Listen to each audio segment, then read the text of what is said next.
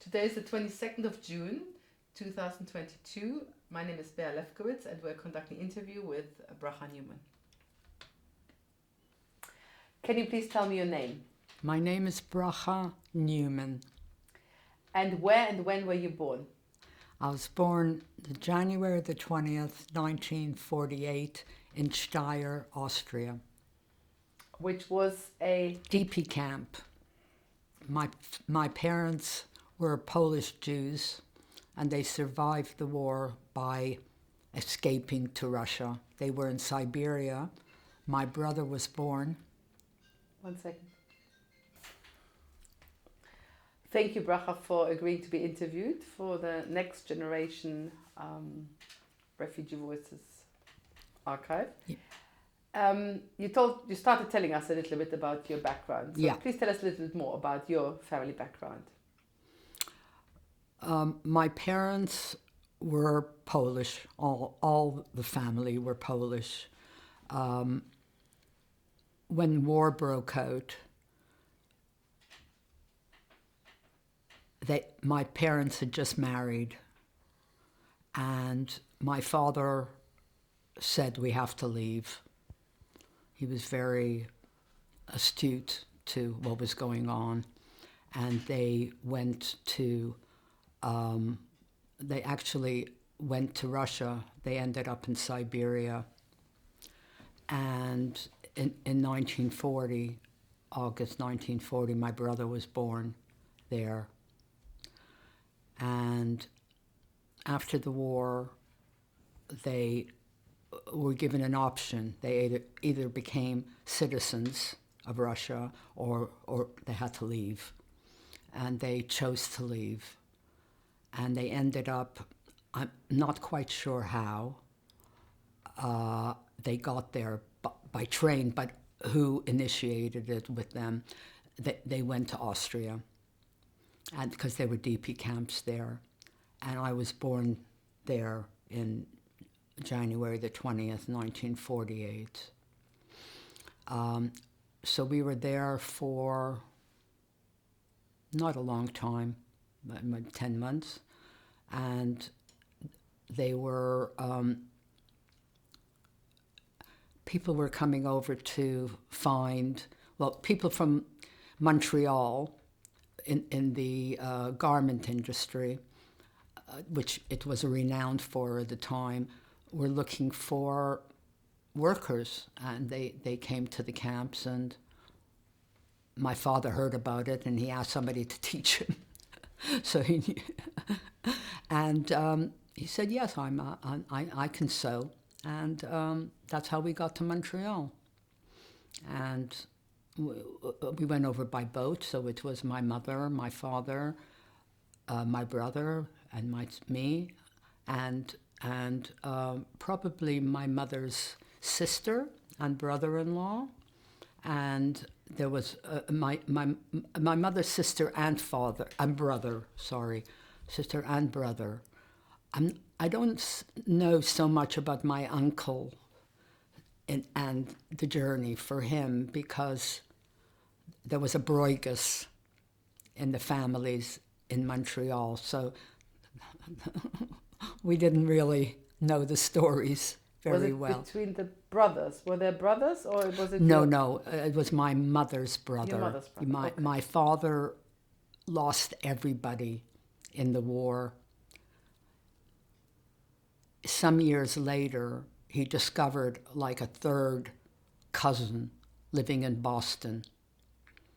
And that was a very exciting day. Yeah. And we've kept in touch, my cousin and I, in Boston. Tell us, where did your parents live before the war? Where were they? They lived in Siedlce, in Poland. Where is Siedlce? Where is it?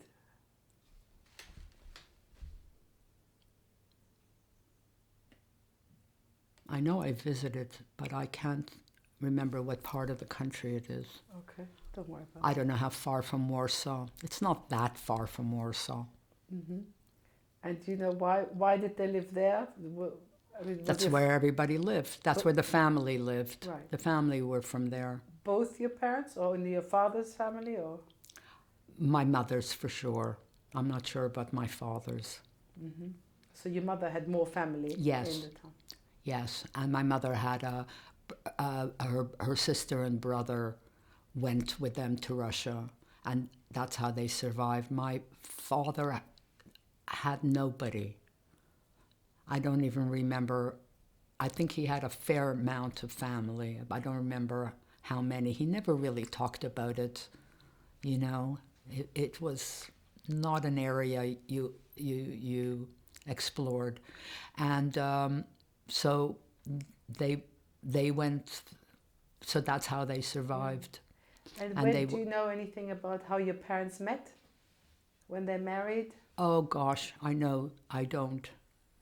Unfortunately, And what you they said? might have been introduced. And you said he was a tailor, but what did he do before the war? Do you know what was his work?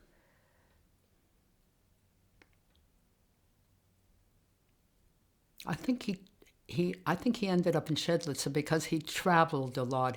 Might have he'd been some kind of he might have been in the fruit business, you know, because that's was his love, and that's why they opened the store in Montreal. Fruits. Yeah, that was his great passion. Mm-hmm. Yeah. Mm. And you said then they went to Russia. They were.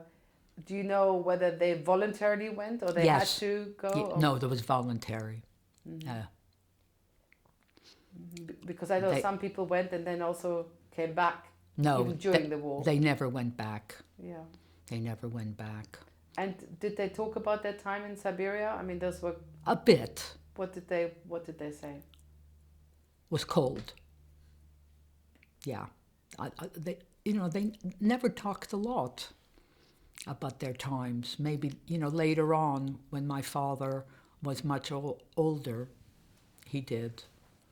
I mean, they had a child. They managed to have a child. My brother was born there. Yeah, how did they manage? It must have been very difficult in these circumstances. Must have been very hard. Very hard. But they didn't speak about it much when you grew up? No, they didn't talk about things much. Not with us. They might have amongst themselves. Because my mother had one brother and one sister survived. And what happened to her parents? They never left. I don't know what happened to them. How they died. And some other siblings? So you said 2 survived. Did she have more siblings? Or? My mother, possibly, not that I know of either. It was all kept very amongst themselves. Yeah, so they survived because they went to Siberia. That's how they survived. That was the only way to survive. As you know, everybody was rounded up. Yeah. Yeah.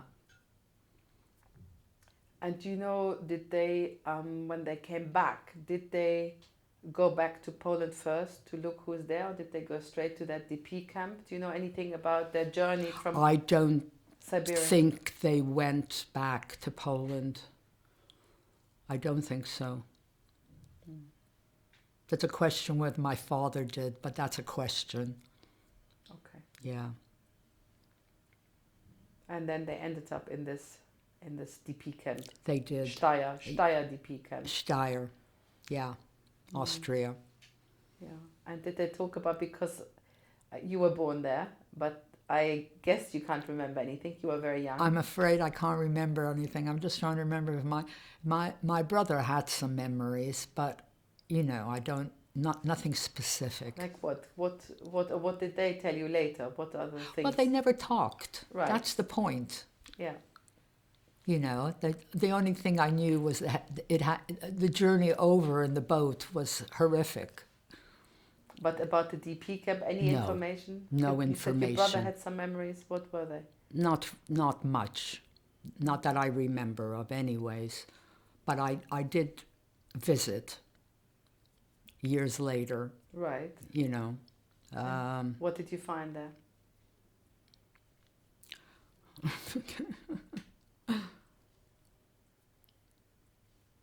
Well, there was, I think there was a camp there. There was some remains. That's all I remember. Yeah, But it was important for you to go there. definitely. Why, Bracha? Why was it important? Well, I needed to physically see the place. Needed to be where I was born somehow, to connect with it. Even though, I mean, I was very young, it was part of my parents' and brothers' journey. And that felt important to do that. And that's why we went to Poland. It was important to touch those bases. So you went to Poland and to Austria. Yeah. Yeah. Yeah. We'll come back to it. Yes, at if the I can end. remember much. But you said, so in terms of when they spoke, so it was the journey was almost their starting point, or that's what they did talk about. Yeah, that's what they could talk about. They could talk about. Yes. Exactly. Yes. So what did they say about the journey? Well, it was difficult. They were all vomiting. It was long. You know, I think they ended up probably on the East Coast. And And then where did maybe they went by train. I think because my father had been, offered this job, he knew where he was going. And how they got accommodation, I don't know, whether it was through the company who had hired him to be a sewer. So, is that the word? Taylor. Tailor, yeah. But that's what he did. But what about the journey? Where did they travel from? Where did they take the boat from? Do you have any details? No. No, they must have. No. Not that I remember. They must have had to go by train. Well, Austria has no. They must No, have there's gone no somewhere water, exactly. south, They must have had to go by train somewhere. to wherever. France? Where would they have traveled from? I know. Marseille? Maybe Marseille. Possibly. Yeah, that sounds right. And then probably not straight to Montreal either. Maybe They probably were on the Nova Scotia or somewhere like that. No, but I think I don't think they stayed anywhere. Because, as you said, they knew where they were going. They knew where they were going. He had a job offer Yes. for a specific factory of Yes. company. Yes. Do you know the name of the company? No, but it was on St. Lawrence. That's where all the factories were. St. Lawrence, or a little bit, we have to look at the map, around St. Lawrence, Saint Laurent. A clothing factory. Absolutely. There were lots of clothing factories. And did they recruit other survivors? Oh, yes. Probably, yeah. There were all the landsmen. They went together, yeah. Okay. And they spoke Yiddish, and it was... So tell us, that's now where your own memory comes in, about the Landsmannschaft and the Landsmann and the atmosphere you grew up. What are your earliest memories of growing up in Montreal? Well, we lived, with my aunt, and my uncle was next door, and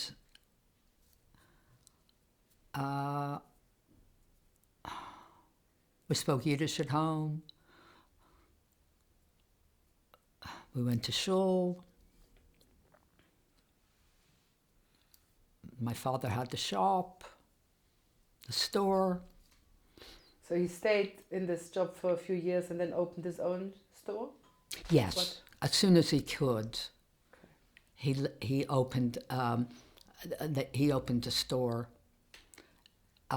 because I think he was used to that. He was used to the business of fruit and veg, I think.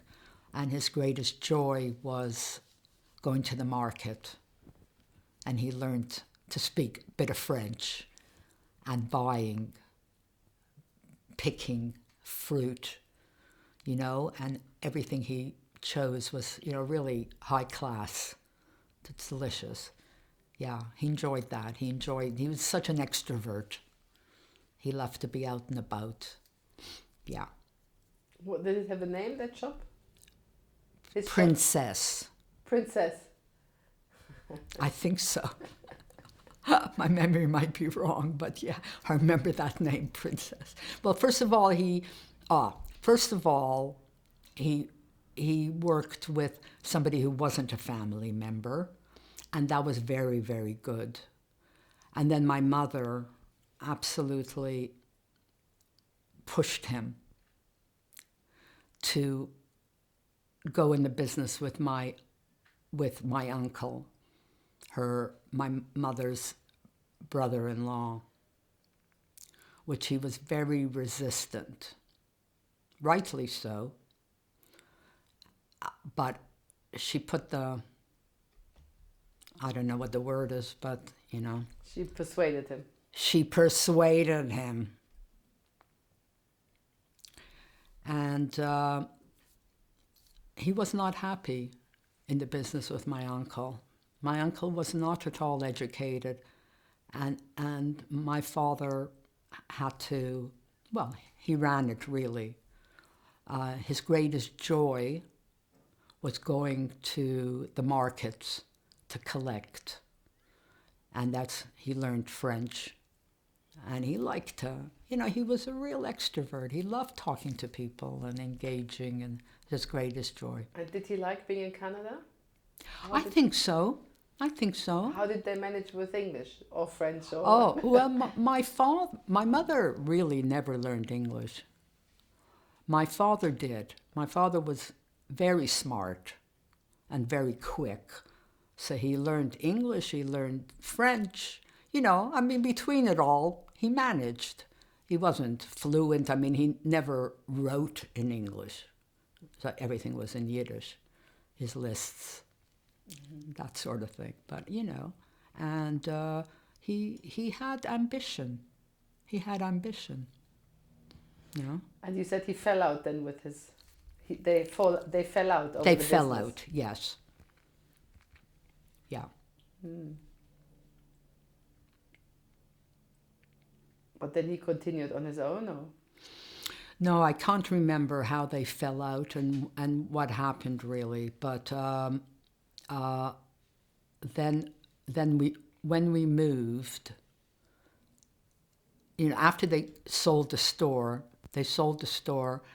and they moved to Côte Saint-Luc, which was a suburb and, quite a affluent suburb. I don't know why we went there. It was an affluent suburb, and they sold the store. For a while he commuted, but then they sold up, and he got a job working for another store, fruit and veg, and he was very happy. Yeah. And what else do you remember? So you said were they part of a sort of survivors community, your parents? Were they part of a bigger group? You said you went to the synagogue. What synagogue did you go to? Oh, we just went to the local one. There was a very big local one. I think they may have gone, but I wasn't involved in really with the survivors except my immediate family. We didn't have that sort of community, There wasn't that shared experience. Yeah. And growing up, did you feel different to your peer group? Did you feel you had a different background, or did you? Well, there were so many of us in my school, and we went to Jewish school, after the regular school. So I don't think I felt different. Not really, no. I don't remember. I don't have that memory. So there were enough other people with There a were similar background. plenty of other people with similar backgrounds, especially there in that area. You know, it was different when we moved to the suburbs. Okay, so what was the first area called where you lived? It was called Fairmount. Fairmount. Yeah, I think so. Yeah. And then after how many years then did you move to the suburbs? Oh, quite a lot of years. I think when I was in my late teens, Okay. early 20s even, we moved to Côte Saint-Luc. Yeah. And how did your mother adapt to the new country? And she had another child then in Montreal? My mother? Yeah. No. She was already married and had my brother. Yeah, but she had your sister was born. Oh, yeah, my sister was born.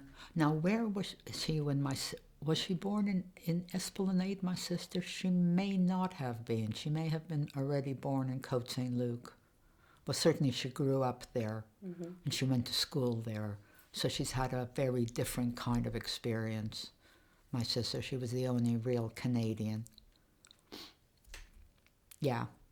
Do you feel she's more Canadian than you? Well, now she's American, so... Yeah, but well, yeah, she was because she was born there. Yes, Does yes. it make a big difference? I think so. Yes, it did. Yeah. I don't think she knows that, but for you? somewhere she knows, yeah. Yeah, she hadn't had our experience. She was born a Canadian. And you feel, although you can't remember of your experience, that it mattered for you? That it mattered? Yes. It mattered that I wasn't born there, yes. In which way, Bracha? How did it matter? Well, you know, somehow I was I was a foreigner, in a way. Survivor. And how did it manifest itself to you? Well, it was us and them. But you know, at school there were so many of us's, but we knew there was a them. Okay. Yeah. Okay, and for your sister less so, you think? Oh, less so. Yeah, she was much more integrated. Although she went to Jewish school, her Yiddish is better than mine, you know. She was more integrated, yeah, definitely. And it's clear who's the us, who was the them then at that point, if you saw yourself? The Canadians. The Canadians, yeah. Yeah. Yeah. Yeah, it's also interesting, I find, you know, I think a lot of survivors that they had shops, I think they wanted to be independent, you know. Is that so, right? Yeah, I think so. Yeah, it's interesting. I think so. Yeah. From my own experience, I think because then you could go into business with your family or something, you know, you didn't have to work for someone else. Yeah. Yeah. Yeah, and I think that has to do something with us and them, you know. Yeah. It was easier for them. And the shop was a gathering point. Yeah. You know, Did for people all come of them, all of the survivors. Did they come? Yes. Yeah. Yeah.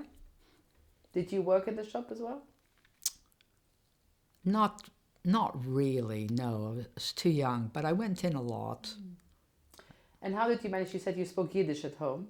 At home. So when you came to school, how did you manage to pick up English? Did you have some English? Oh, I don't know. Just picked it up.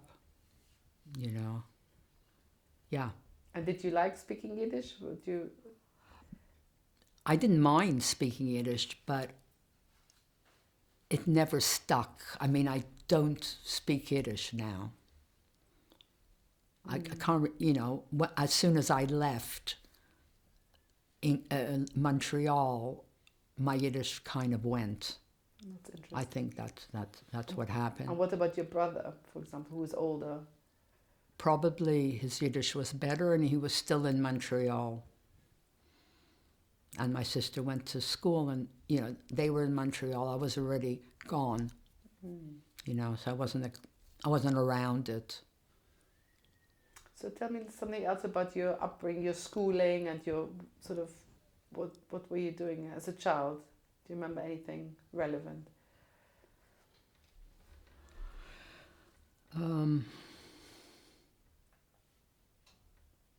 Well, I had a trauma there in Montreal when I was 5, and that impacted really my childhood and my whole life, really. You know, I think until it's always there, but it doesn't impact me.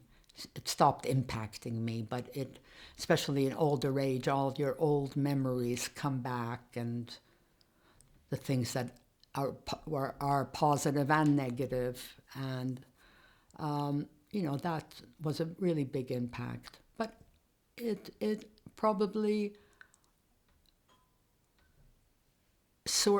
I guess helped me in working on myself, trying to understand, trying to make sense, trying to accept, not to feel so guilty. And that probably led me into my work.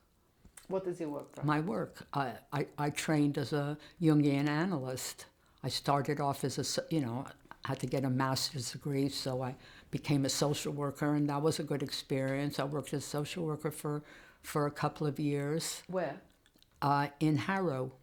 And I worked with, people in council houses, and there was a tremendous experience for and then my boss was a woman called Lillian Cott, who was also a refugee, but from a different, I can't remember where she was from, but not the same place. And we're still friends, so that's very nice. But my desire was to be a Jungian analyst, so I worked hard to get there. And you think it's related? And I succeeded. It's related to your early trauma, you think? I would imagine so, because it led me into having therapy and analysis, and it was so deep and so, well, overbearing. Yeah. And the death of my mother, and the years of that. How old were you when she passed away?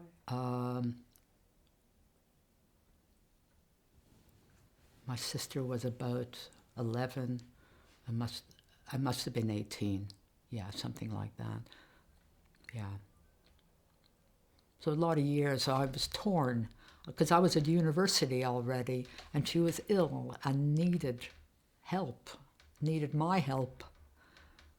And so that was a really tough time for me. It was just a tough time. Yeah. And do you feel your parents' experience shaped their parenting? I mean, there's of course lots of discussion now about... Well, my father hardly parented. He really didn't parent. He'd turn up once in a while. And I was very fond of him, that's the thing. So those times were special. He was in the shop and he was working. Absolutely. And, I think he loved his work, and he loved getting away. And he loved going to the markets and learning French and buying. So it was left to your buying mother. And selling. So my mother was, pretty abandoned. She worked a little bit in the shop at times. And you said she also worked herself in the factory? She did work in the factory as well. What was she doing in the factory? Also sewing, I think on machines. Yeah. And that was important for her, to have some independence? I would have thought so, yes.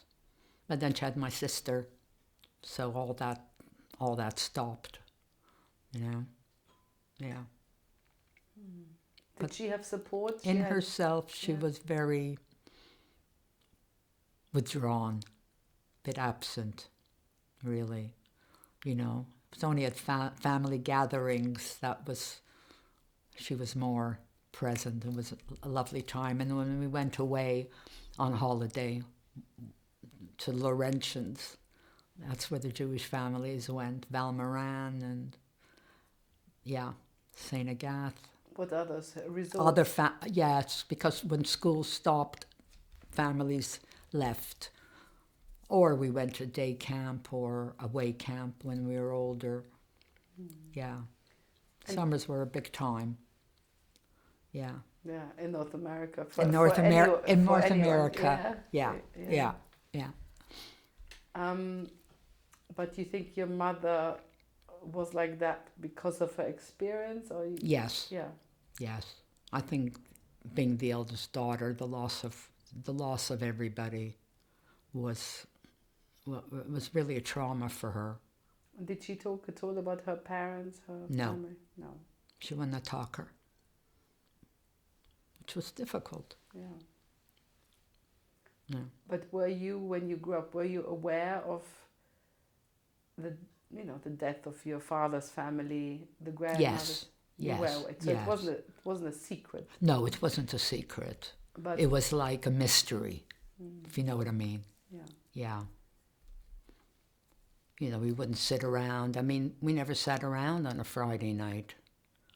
It was only Rosh Hashanah, Yom Kippur. My father was really around, present. And that was really, those times at Seder night and the Rosh Hashanah, Yom Kippur were happy times for me because we were a family. He was there. Yeah. And so the other times you were sort of slightly left to your own devices. Is Yeah. that what? Yeah. Absolutely. Yeah. And we used to play on the street and, go to school. Across the road was my primary school. So you were quite independent as well. I guess we had to be. I wouldn't have thought that at the time, but looking back, I guess we had to be. Yeah. And probably language-wise as well. Your mother couldn't help you, probably in school or nothing. No, only my brother would help, but when I needed it later on, perhaps. Yeah. And of course, also the survivor at that time, they didn't get any help. I mean, neither would they have accepted it, maybe. But you said your mother was a bit absent, or they didn't get any therapy or. They didn't get it. No. And they wouldn't have. Don't remember anybody coming round in any way from any organization to the house. Do you think it could have helped your mum, for example? Oh yes. I think so. Yeah. Yeah. Just having her sister wasn't enough. I think that's right. Yeah. It's true. She was in constant mourning. That looking back, I see that. Yeah. It's true for this generation of survivors, isn't it? That they did not mostly get any help. There was no help or. No, and they couldn't because they had to get on with it, and they had to repress it. Yeah. I guess that's the word we could say now. Yeah. And I could see on Friday night she would light the candles, and there would be a sadness. I mean, she carried the sadness always. Yeah. But so on Fridays was always there. You didn't eat together, or? Oh gosh, we didn't. We only Pesach. That was the best time. Maybe Rosh Hashanah, maybe. Yeah. In Pesach, we had the two families together, so that was a very happy time. Yeah. Were there cousins from your sister? Were there cousins? Did she have children? Your aunt?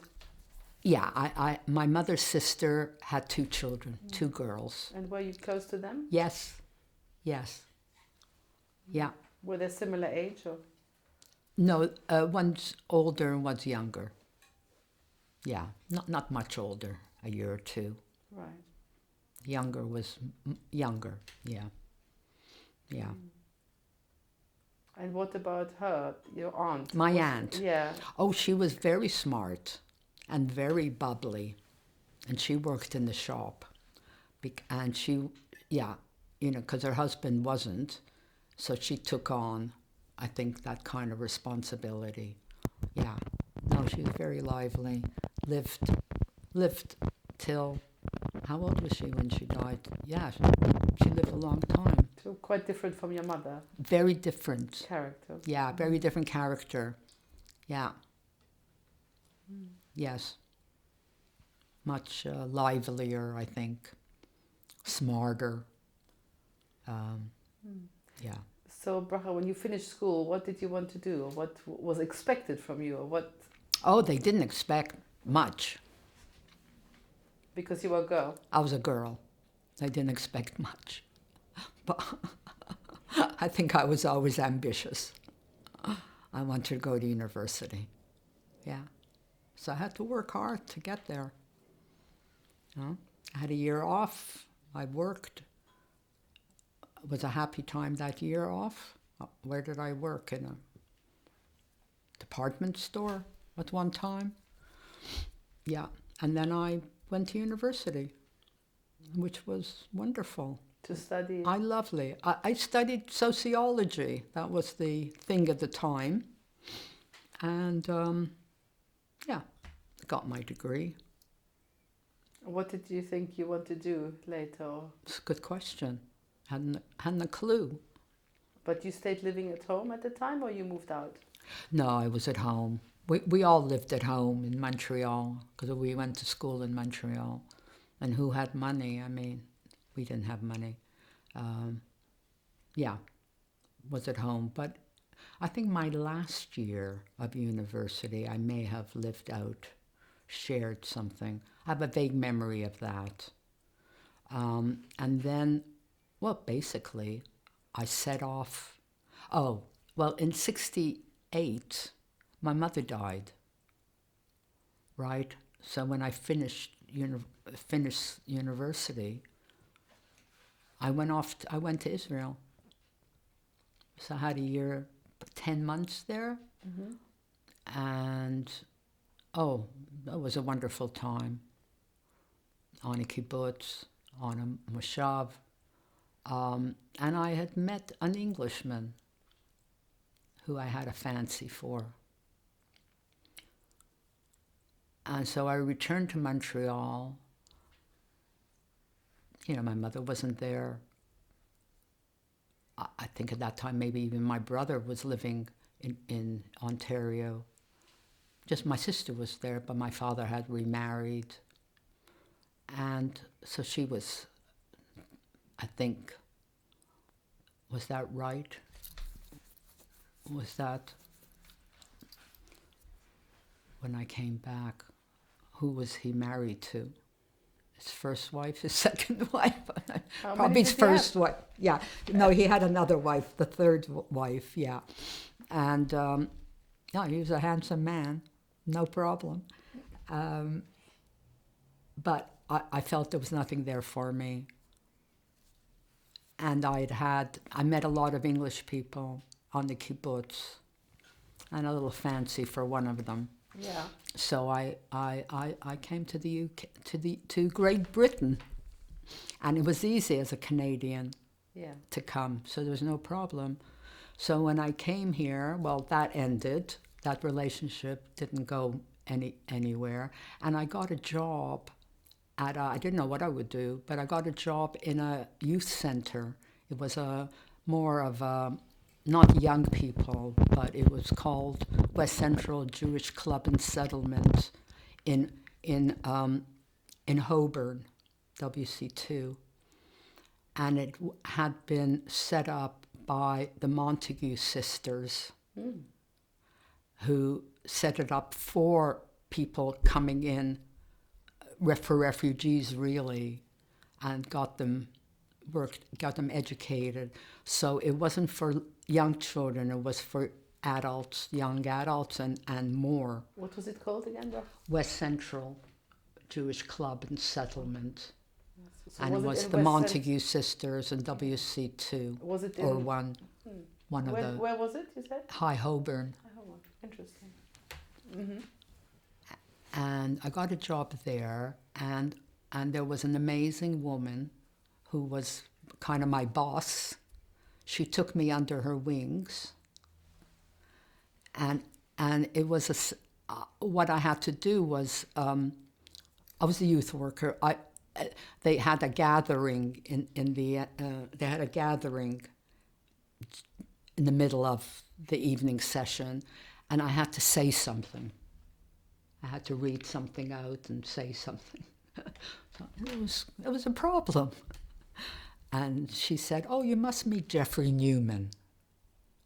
He used to be he used to be the rabbi who came, but he's in Manchester. Oh, you must meet Jeffrey Newman."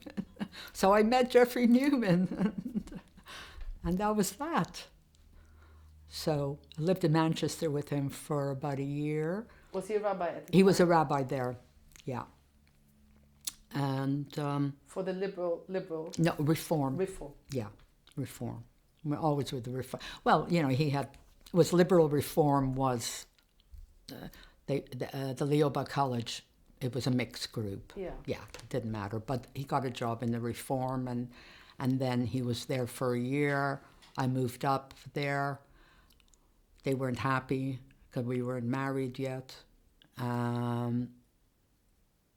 And I think we decided to leave, and he took a year out, and we lived in Brighton for a year, and we were married. And then there was a call from Finchley Reformed Synagogue. So I said, yes, that's what we have to do. He wasn't so sure. But it was a very good move for both of us and the kids, and when the family. That? When was that? Gosh, it must be 19. So we were married in 72, 73, 74, something like that. So for how many years was he the rabbi? Oh, he was there for about 40 years, I think. Is that right? Am I mistaken? A lot of years. And did it involve, did you have any responsibilities? Oh, yes. In the well, community? not responsibility, but I was always there.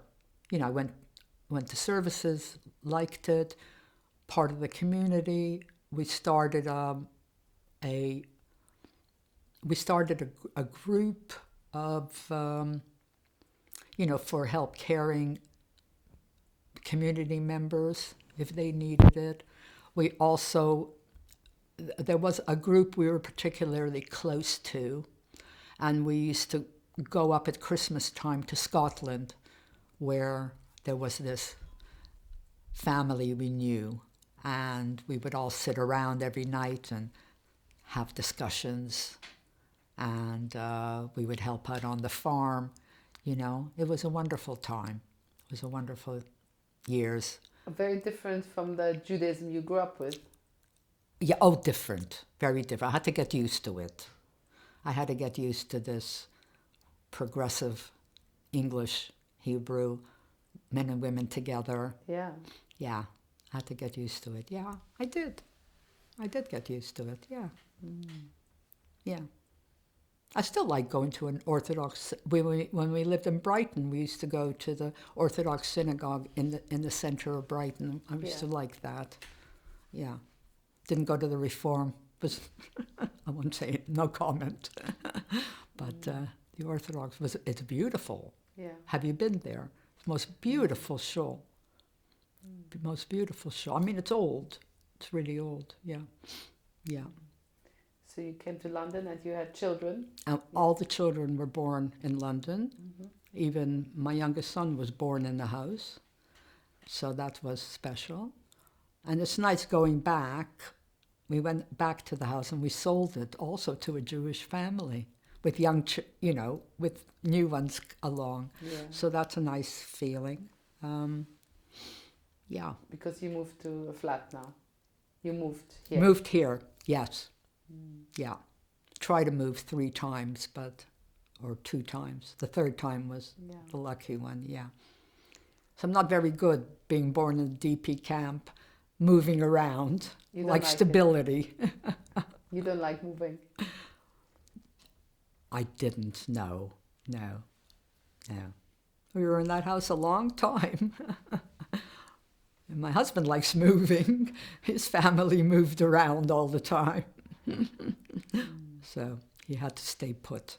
Yeah. And you said you started then training as a I started, I got a master's degree in social work. And so I was a social worker for a couple of years, and then I started my training. Yeah, long training. And are you still working, Bracha? I'm still working. I used to work, Yeah. I'm going to be officially retired, but the UKCP, who's our registration, they give you 2 years to wind down. Yeah. And did you specialize in something in particular in your practice, or?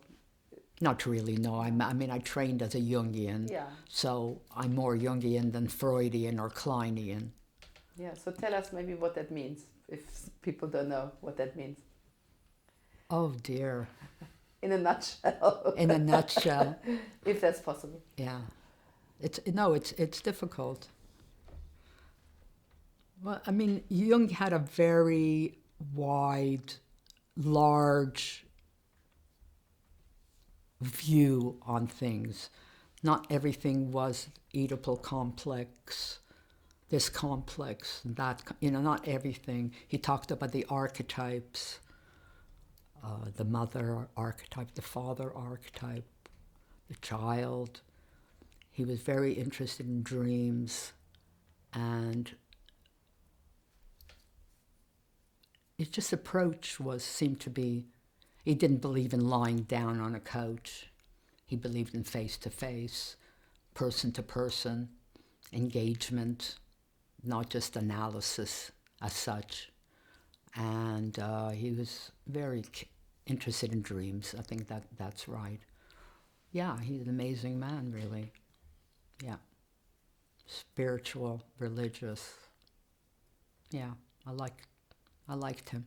Mm-hmm. Well, I never knew him, but but the approach. Yes, and the analysts who were Jungians, they were inspiring. So were you part of a community, you yourself, of therapists, with other therapists? Yeah, within my organization, yes. Yes, I mean, I've pretty well done everything during my career. I was chair of my organization. I was part of the UKCP. I went to tons of meetings. I was very engaged with that part of life as an analyst as well. And have you had any dealings with 2nd or 3rd generation survivors, refugees? Do you know? Oh, not really. No, I may have some German Jews coming to see me. Mm-hmm. But not anyone that has my experience, because they're all in North America. Of course, yes. Yeah, so that's... But what is your view? So obviously I'm going to ask you, first of all, how you see yourself, whether you see yourself as 2nd generation. How do you define yourself? Well, it's hard to see myself as 2nd generation. I would call myself 1st generation, really. Yeah, I mean, I wasn't born where my brother was born. But I was born in Europe. I was born in a DP camp, the result of World War II and what happened to the Jews. So I call myself a 1st generation. I felt as traumatized as they did. I mean, I can't speak for my parents and my brother, but I felt that it was given to me, that trauma, that experience, yeah. Mm-hmm. And closer than further down the line, so you feel it's very immediate, that trauma. I do. My sister, who was born in Canada when we were already a bit settled, I think, although she's a therapist too, she got a PhD, also had less of that trauma. But, you know, she had her own difficulties and losses. Yeah. But you felt you had it, that it was there for you, very tangible. Very tangible. Yeah. You touch about it a bit. So how did it manifest itself for you? That trauma, that story. How did it manifest itself? Oh, you said you were aware of it.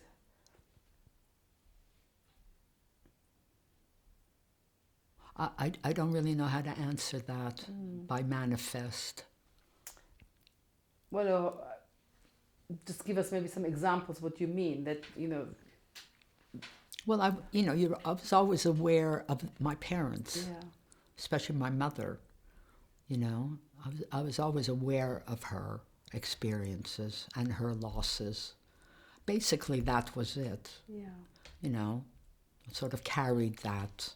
And did you feel a responsibility in that way? Not as such of a responsibility, but just as that's what I carried. But not necessarily I didn't see it as a response. I just say it as a fact, you know.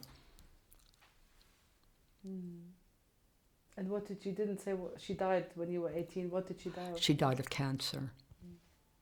Yeah. Oh, she was sick for a long time. They tried everything. She was on these machines and blood transfusions. You know, I had to help her. Yeah. And because I'm asking you, because as a therapist, you said you dealt with, you know, you had clients who were German, Jewish, second generation, whether, you know, you think it is a use that second, third generation, that therapy can help people. Oh, yes. Definitely. To deal with this. Just to deal with it, to know their stories, know where they come from, know what happened. So important. Otherwise, it's, because my parents didn't talk, it was very difficult. You see, I think that's quite a common experience. The silence, certainly of the people we interviewed, and certainly people I've talked to. And what did they say? How tough it was. Yeah. Yeah. Yeah. And the question, I guess, is then if you grow up with silence, what do you do about it, you know? And you have to create your own narrative, I guess. Yeah, you have to. Create your own narrative. Yeah, create your own narrative. Yeah, find your way, you know. Try and learn as much as you can about their experience. Try and find who your ancestors were. Go back to where they were. You know, I think those journeys are important. And you did this journey. Yes. So tell us now a bit more in detail. What did you do? Well, we went to Poland. We went to Poland. With your children or just with your Not husband? the children. I think this was before children. I went with probably my brother. He was still alive.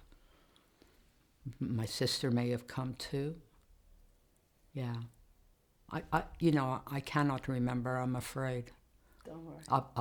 Of the trip. I think we've been back. I think my husband and I have been back once.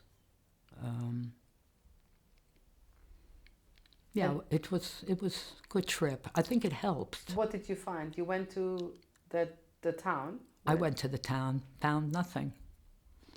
No, there was nothing there to find. Yeah. Did you go no memory of anybody there, no archives, nothing to say they ever were there. I think that's what we found. It was a bit shocking. Did you go to Auschwitz as well? Or? Yeah, we've been to Auschwitz. Yeah. Although nobody I know directly, family were there in Auschwitz. Yeah. Yeah, no, we've done the tour. And to the DP you went and the DP camp, yeah. And there you found also not much? No. But do you feel, so talking about creating your own narrative, do you feel you created your narrative? Yes, I do. Yeah, and this is helpful to record it. Yeah. Yeah, Did you talk to your children about your parents' story? Not or much. Your own story? Not fully. Not fully. No. Yeah. I'm thinking about it. But I'm not sure. They need to know everything. It's hard. It's a hard it's a hard question. Do they need to know everything? Well, Probably not.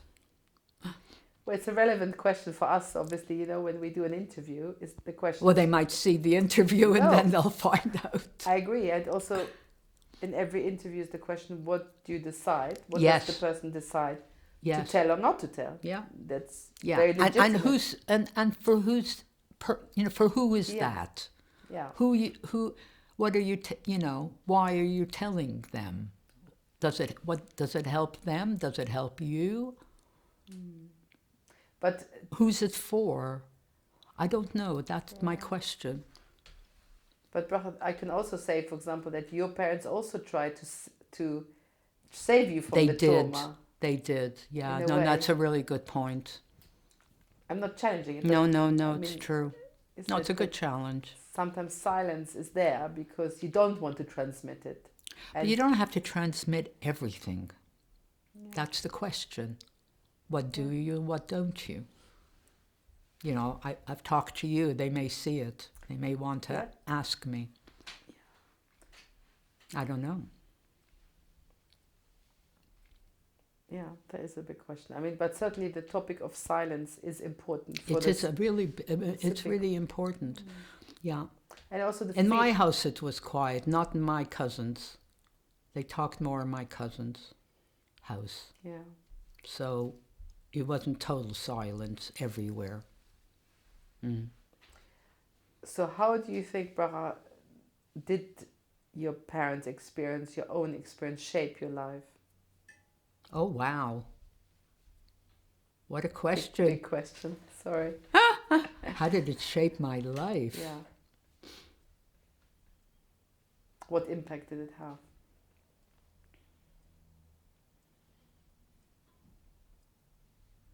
I don't.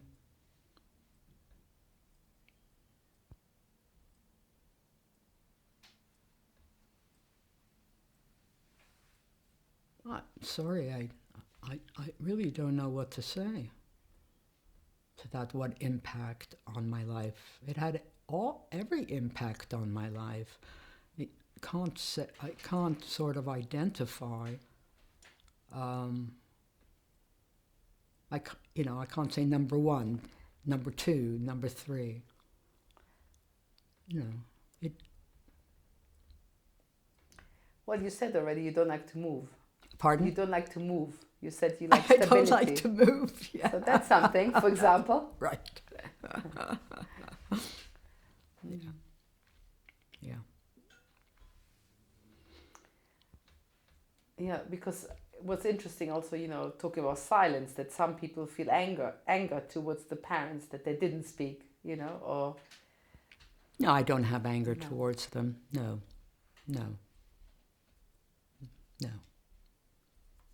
You understand? Just warmth, not anger. No. I don't think I've ever been angry with them.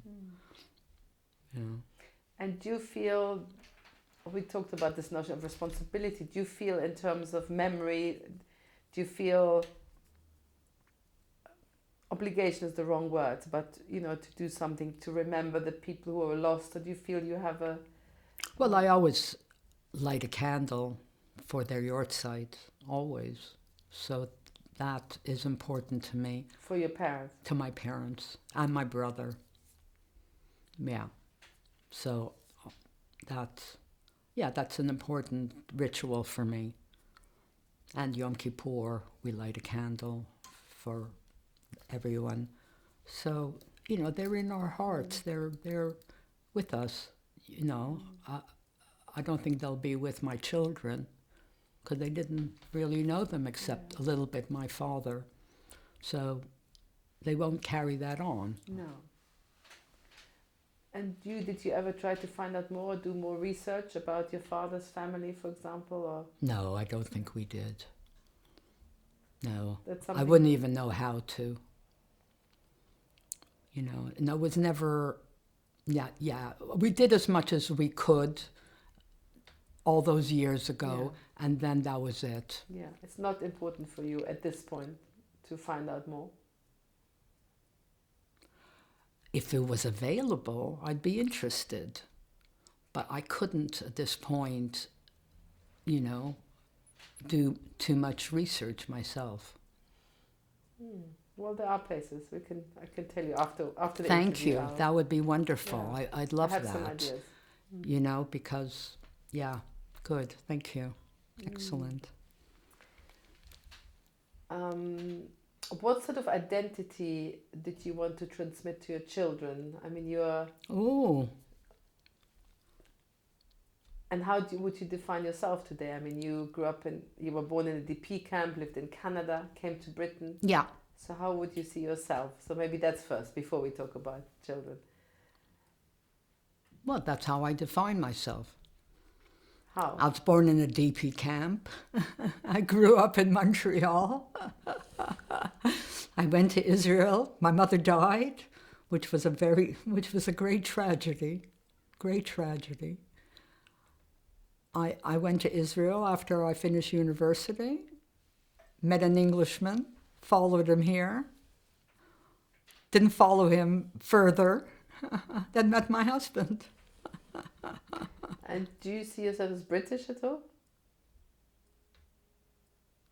In some ways, yes. In a lot of ways, I think, yeah. And, you know, because Canada was always part of the Commonwealth, it was closer to me and I can get in here. I could come in very easily and get work. So yes, you know, we used to pledge allegiance to the Queen. So, yeah.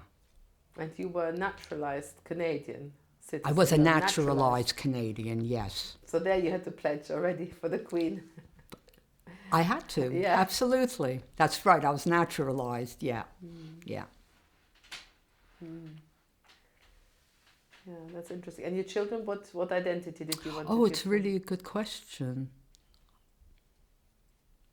Well, my eldest son married an American. But, I mean, I think they probably feel British, Jewish and British. Yeah, they were all born here. And they have a connection with Canada and the States. They have a positive one. They feel connected with the family who lives there. Did you go back to Canada a lot, or did you?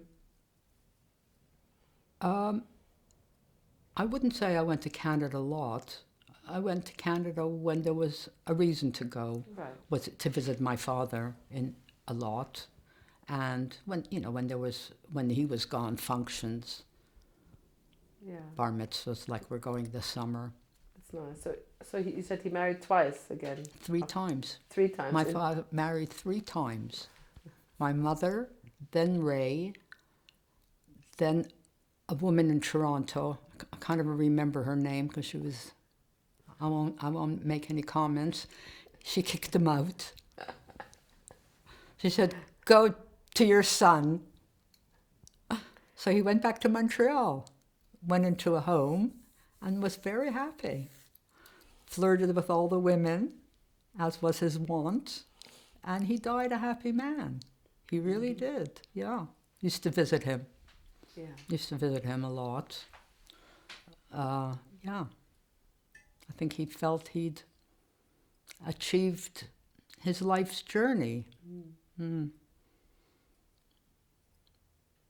And do you think it was, I mean, it's interesting because there were so many survivors who went, to Canada and America. Do you think it was easier there than, for example, the survivors who there are some, a small number came to England after the war? I do think so. It was a lot. Canada is a very open country. It received us all very well. I think, well, I don't know. I only came a lot, I only came, almost 50 years ago. Yeah. But that was no problem when I came, but Yeah. I think for them receiving immigrants now, And I was Canadian, so I was You Commonwealth. didn't have a problem. Pardon? So it wasn't a problem at all. No. Did you have any dealings here with the survivor community in England? No. No, it was all German. No. I didn't. Smaller group. There are some survivors who came, you know, post-war. The boys, a smaller group. They're called the boys from Poland. Oh, the boys. Yeah. I heard about them. Yeah. Yeah. No, I had no connection. No, I don't think I felt I needed connection. You had a then, community. because I had a community. Yeah, that made all the difference. And did you feel you fitted in here in this? Very much so. I just felt comfortable in this country from the minute I was here. First time I was here. So I was happy to come back. Yeah. Yeah. That's interesting. Nobody looks at you here. They don't bother with you. I quite like that then. I think it's different now, especially since the pandemic. People say hello, and we say hello here. So this area is very nice. You know, you don't have to get involved with anyone necessarily, unless you do, but it's friendly. So that's so very satisfying. And do you feel being, as you say, first generation or close to the trauma, watching now what's happening in the Ukraine, or do you feel touched in a different way? Oh, I feel touched by it, yes. Yes, I don't know if it's in a different way, but yeah. Yeah. Yeah. Don't think I have much to say, but doesn't stop, does it? No. That's the thing. So that brings me almost to my last questions of whether you have a message based on your own experience or your parents' experience for future generation who might watch this interview. Stand your ground, do what you need to do, protect yourselves and survive. You can do it. Don't accept what's thrown at you. That's nasty and negative. Create your own story. Create your own story. Sorry, that's why I'm telling you what create your journey. Go. Lech lecha. Leave the land. Yeah. That's a nice message, Bracha. Okay. Is there anything else I haven't asked you you'd like to add, which is important? Not that I can necessarily think of, but I think I've said all the important things. Well, I think we get a good picture of yes, of your upbringing and of your parents. Yes, and my life here, that's been really good. And the family in North America that I'm still in touch with, we're in touch with each other. It means a lot. That's it. That's important. Stay in touch with family. Yes. You know? Maybe, Bracha, in terms of your professional life, I didn't ask you, what are you most proud of, or what for you is your biggest achievement? Achievement is not a great word, but you know what I mean. What am I most proud of? Yeah. Oh, that I have worked hard to get to, I persisted like my father. I persisted in getting my qualifications and becoming a Jungian analyst. I did persist, and it's been, and I've got a lot back. It's been a wonderful professional life. I've had a fantastic professional life. And yeah. Because I still continue. Because it wasn't necessarily expected from you to get the qualification. Wasn't expected? Yeah. Oh, what, from my father? Yeah. Or in that milieu. I'm sorry? In that milieu, the women... It wasn't expected of me. I guess it wasn't.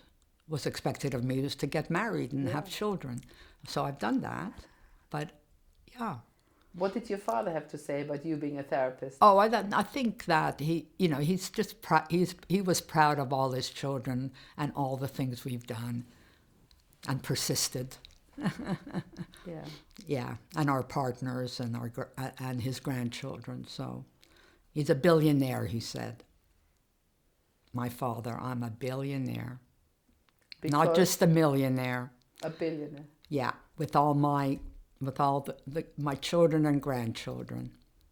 Yeah, I'm a rich man. Yeah, so that's a great joy.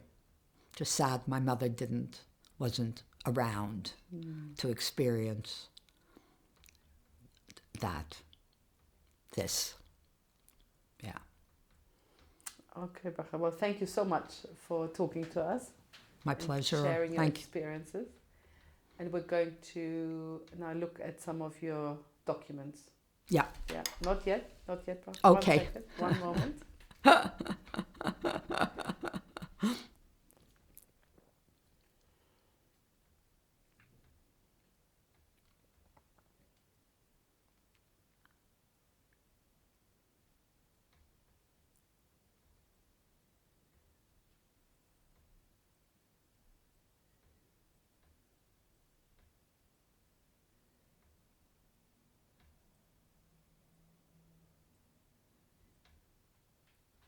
Yes, please, Bracha. Who is on the photo? That's my brother Harry. That could well be in Austria. I don't think it's in Russia. No, in Steyr. And it would have been Steyr, yeah. Thank you. You Don't touch it, please. Don't touch it. Sorry. I didn't know Just what he tell was us what saying. it is. Who is in it? Oh, that's me on the bicycle, and I expect it's in Montreal, probably near Mount Royal or the country. I'm not sure. Around 1950. No, I was born 48, so must have been 52, 53 maybe. Okay. It's me and my mother. And where was it taken? It could be in Montreal on the mountains, Mount Royal. And when? 1951, 1950. Yeah, Yeah. around then. And what was 1950, 51. And your mother's name, please? Toba Feinzilber. Taube. Yeah? Toba, Toba. yeah, like Toba. Oh, did she change Although it? she spelt it differently. No, she never changed it. Toba. Yeah. Okay, thanks. This is a picture probably in my primary school. I'm right at the back with a bow, white bow in my hair. I couldn't be more than 5. So 1953. Sounds 53. Yeah. 52, 53. Yeah. And what was the name of your primary school? Fairmount School. Thank you. Oh, I see. Yes.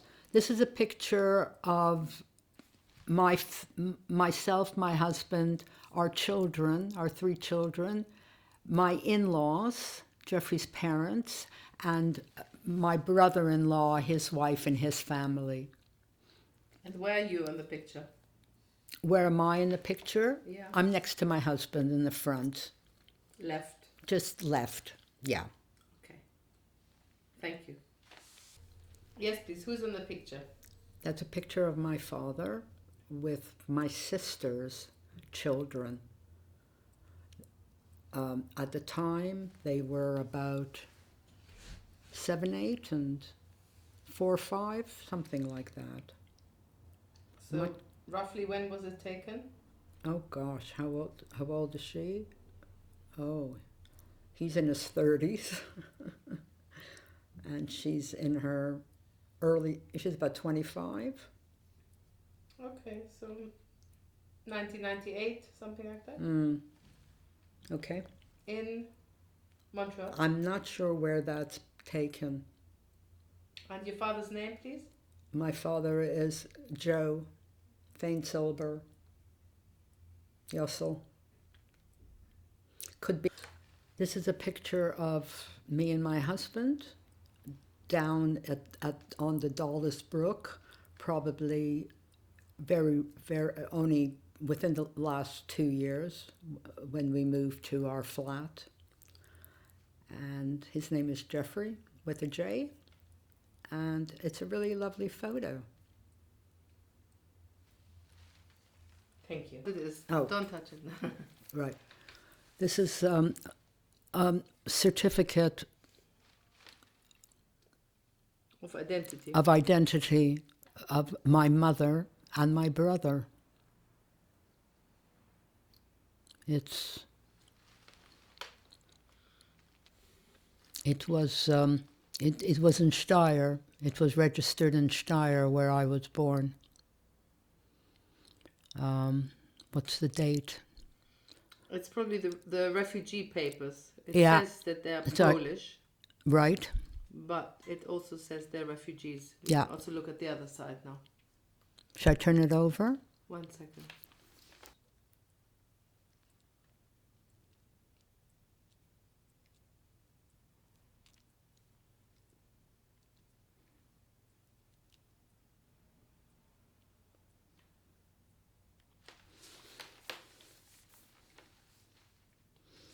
See, that's how they spelled their name.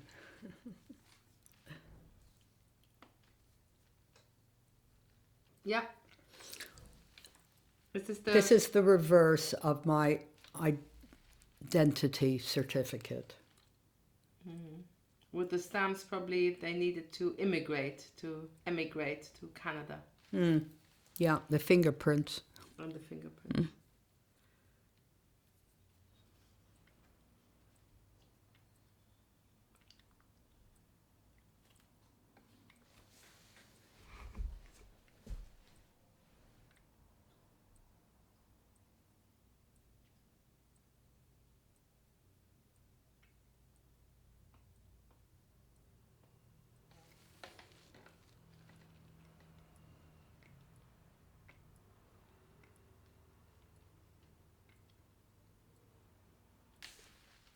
Yes, what is it? I think this is my birth certificate. Yes. Which was issued in Steyr. Yes, issued in Steyr, where I was born. They have the date as the 26th, but I understand I was born on the 20th, so it might be the date that they registered my birth. Okay, Bracha, thank you so much, and thank you for sharing your story and your photographs with us. Okay, Thank you. my pleasure. Thank you.